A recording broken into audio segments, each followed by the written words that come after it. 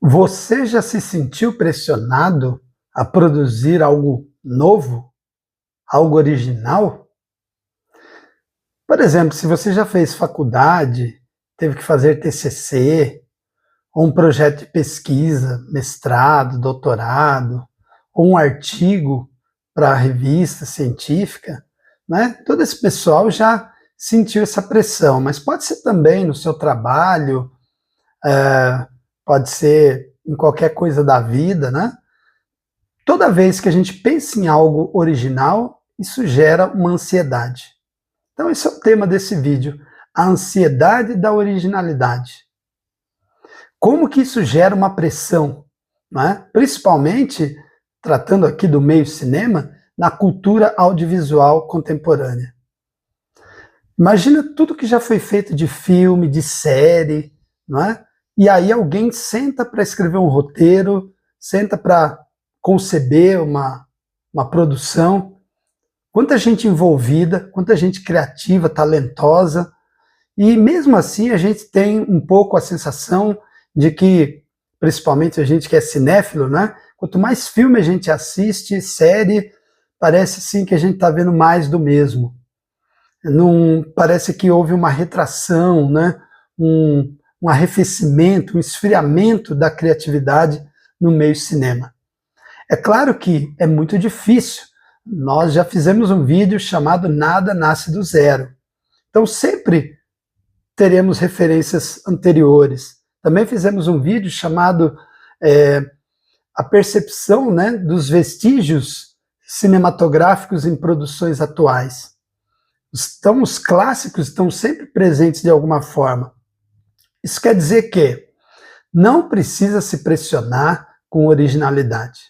Tudo veio de alguma coisa, tudo é devedor, tributário de algo que veio antes. Isso não tem problema nenhum. Um dos maiores gênios da humanidade, Isaac Newton,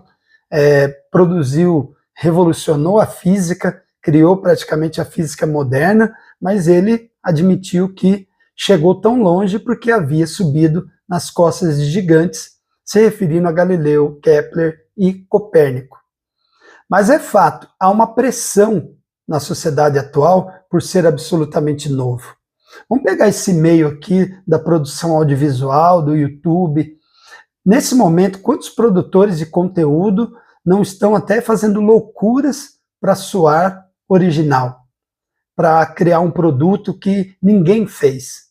Então, se a gente considerar essa ferramenta que tem aí cerca de 20 anos, olha o que as pessoas estão tentando fazer hoje para que o seu vídeo chame atenção, viralize ou coisa semelhante a isso.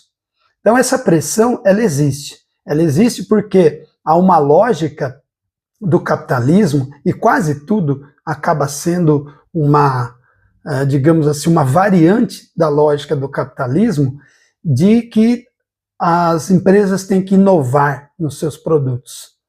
E aí isso acaba se revertendo para os sujeitos que precisam sempre estar se reinventando.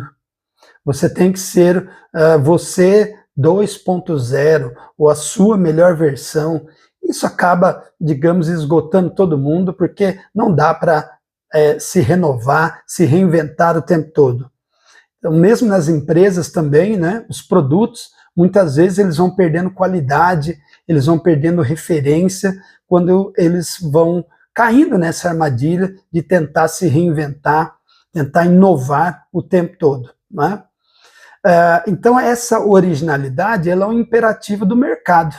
Ela é um imperativo do mercado, mas que, como tudo do mercado, tem uma força tão avassaladora, tão brutal, que ela perpassa, e eu posso dizer até devassa todos os meios, todas as relações.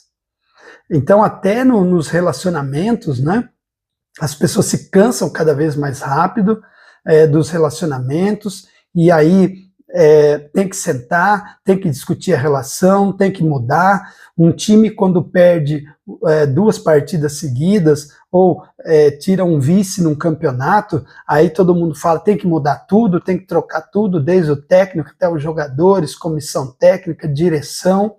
Então tudo isso é um imperativo de mercado. Por quê? Porque está todo mundo competindo, todo mundo quer vencer, mas em determinados segmentos, só o primeiro vai levar o troféu.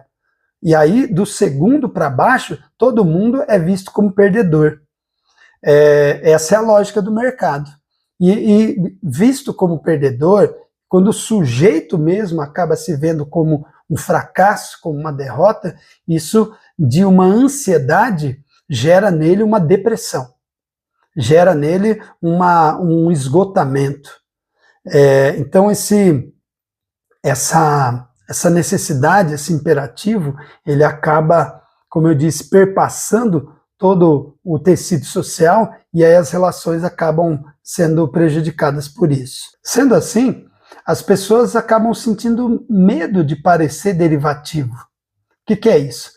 O medo de sempre não ser original e ser sempre derivado de alguma outra coisa. Se não, cópia de outra coisa. Então, esse medo, essa percepção, faz com que as pessoas se pressionem para fazer qualquer coisa para conseguir ser, de alguma forma, em algum nível, original. Nós criamos, então, sobre uma vigilância constante.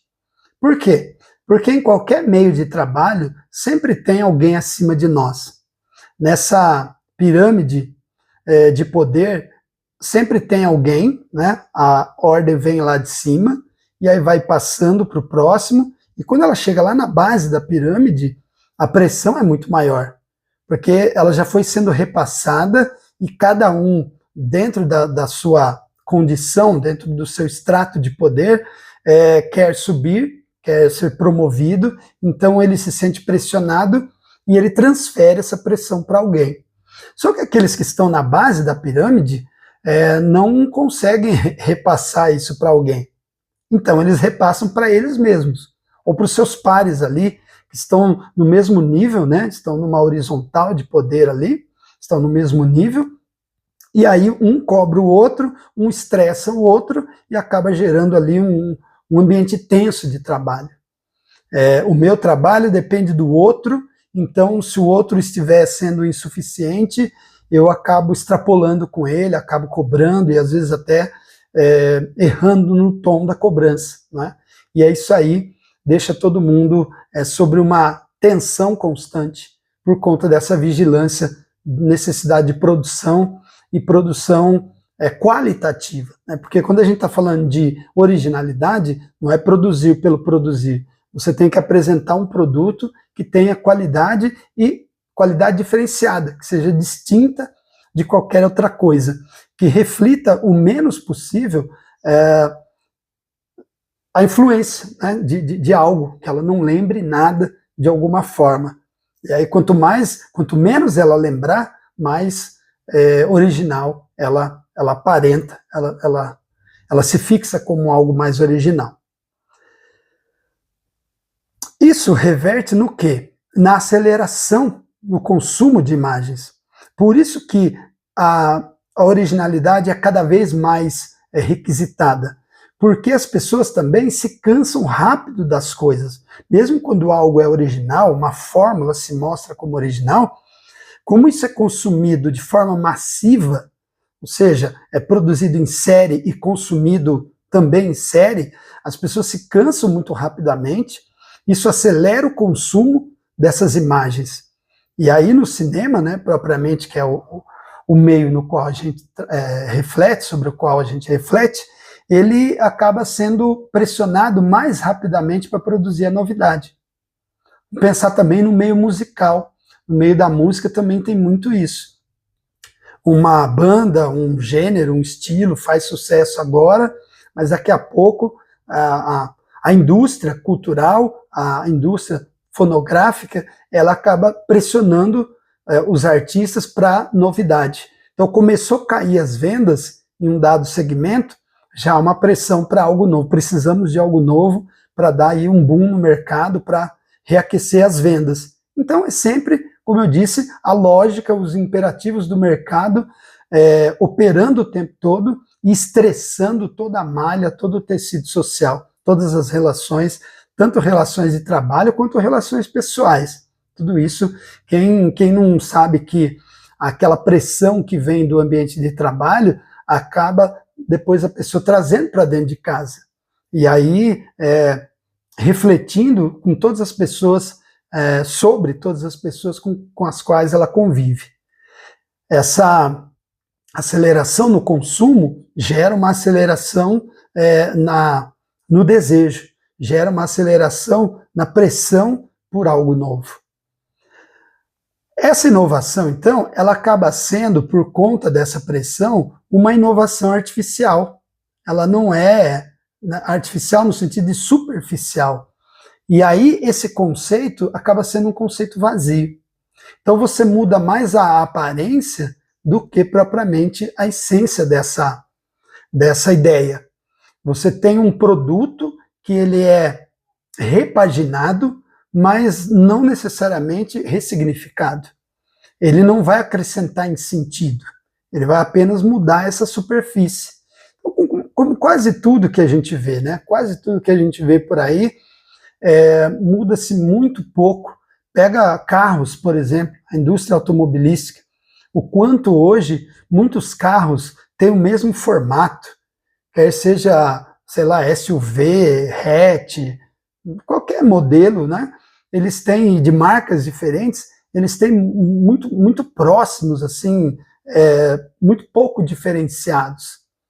E também sai muito rápido novos carros, novos modelos, porque tem essa necessidade da pessoa sentir que ela está comprando algo novo. Então ela troca de carro todo ano e ela precisa também trocar o modelo, o estilo, enfim, ter a sensação real de que aquilo é novo em alguma medida. Mas esse novo, ele é vazio, porque ele não consegue, na sua essência, carregar o conceito. Ele carrega apenas a forma, apenas a superfície, a aparência. Nesse sentido, então, há uma confusão entre a novidade e a relevância.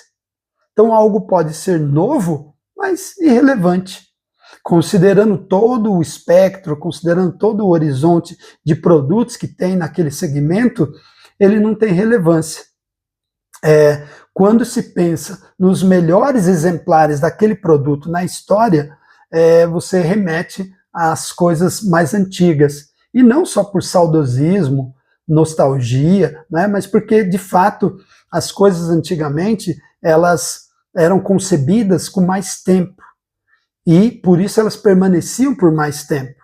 E aí elas criaram mais memórias, mais memória afetiva, mais tempo de funcionalidade, né? Então elas acabaram criando aí uma tradição, criando uma respeitabilidade dentro do segmento. Então, o novo nem sempre é relevante. Às vezes o relevante está no antigo, está no anterior. Isso também causa um esgotamento, porque não dá para fazer surpresa todo ano, né? Toda hora.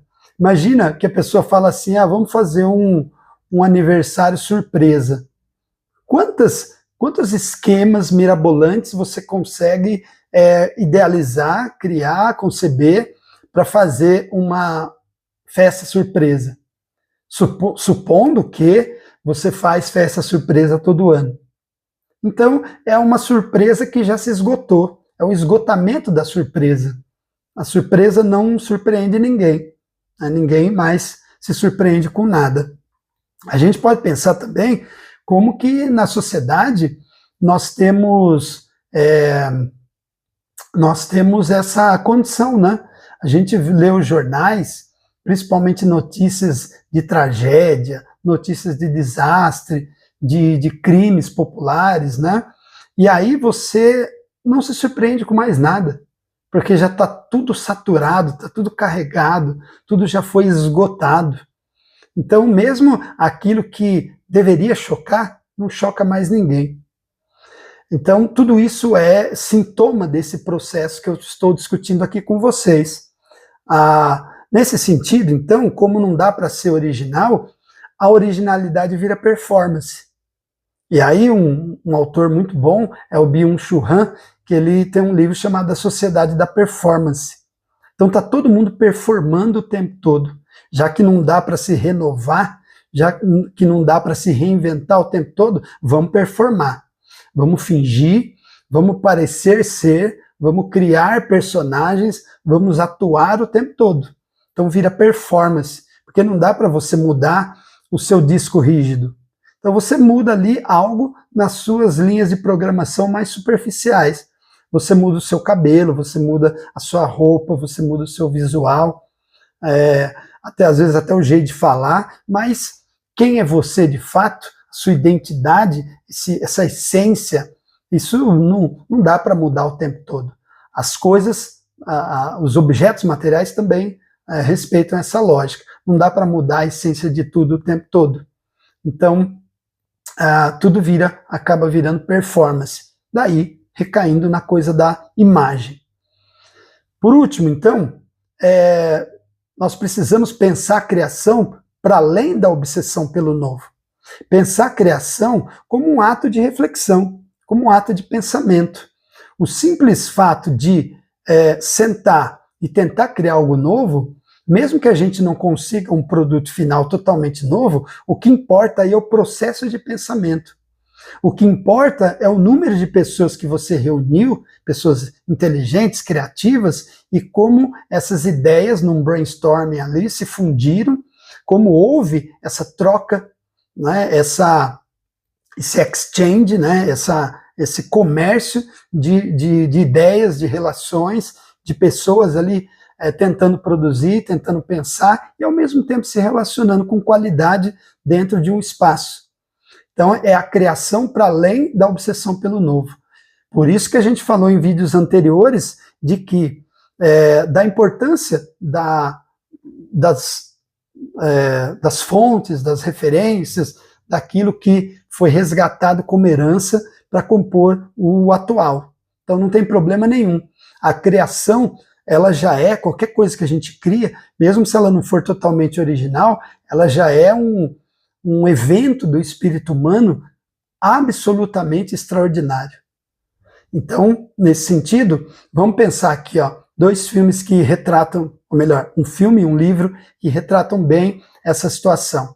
O filme é o Birdman, do Alejandro González Iñárritu, um filme de 2015, né? Ele trata da performance de inovação, da vigilância do olhar alheio e do pânico da irrelevância. O filme trata de um diretor de cinema de um ex-ator de cinema que hoje é diretor de teatro e ele quer, digamos, voltar a ser relevante, voltar a fazer sucesso, voltar a ter boas críticas nos jornais, né, nos tabloides, nas revistas digitais, enfim. Ele quer voltar a ser uma pessoa relevante no meio. Então ele acaba se torturando para conceber algo original, uma peça original. E ele leva isso às últimas consequências, né?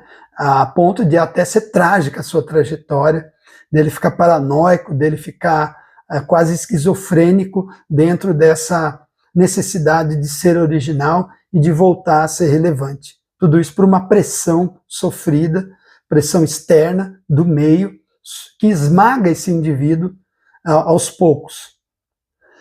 O livro é A Náusea, do Jean-Paul Sartre. Sartre é um filósofo francês, né, ali do existencialismo, e ele entende que a teoria do existencialismo, a filosofia, ela trata do sujeito como alguém dotado de liberdade e alguém que se realiza pela autonomia. Então é uma liberdade exercida, vivenciada com autonomia. Nós somos livres, mas essa liberdade só se manifesta de fato quando nós somos autônomos. O que é ser autônomo? É agir a partir da sua própria cabeça. É você criar regras para si e seguir essas regras como princípios e não como imposição externa. Nesse livro, A Náusea, o Sartre critica a crise de sentido e autenticidade sobre pressão de formas e expectativas. Então ele pensa, né, que a modernidade, a contemporaneidade, ela vive uma crise de sentido que é, ao mesmo tempo, uma crise de autenticidade. A autonomia tem a ver com autenticidade, né? Que o indivíduo tem que ter autoestima, mas que essa autoestima não dependa de outros, não dependa de algo fora dele. Né? Quanto mais a autoestima do indivíduo depender de algo fora dele, mais esse indivíduo vai se falsificar. Ele vai ser quem ele não é. Portanto, ele vai ser infeliz, triste, vai sofrer as pressões do meio, das expectativas. Quanto mais ele se libertar disso, quanto mais autêntico ele for, né, e esquecer essa pressão do meio, a pressão dos pares, mais ele exerce sua liberdade, mais ele é autêntico. Logo, mais ele é, possivelmente, aumenta as chances de ser feliz. Toda imagem deixa vestígios. Razão crítica é ensinar a ler essas imagens.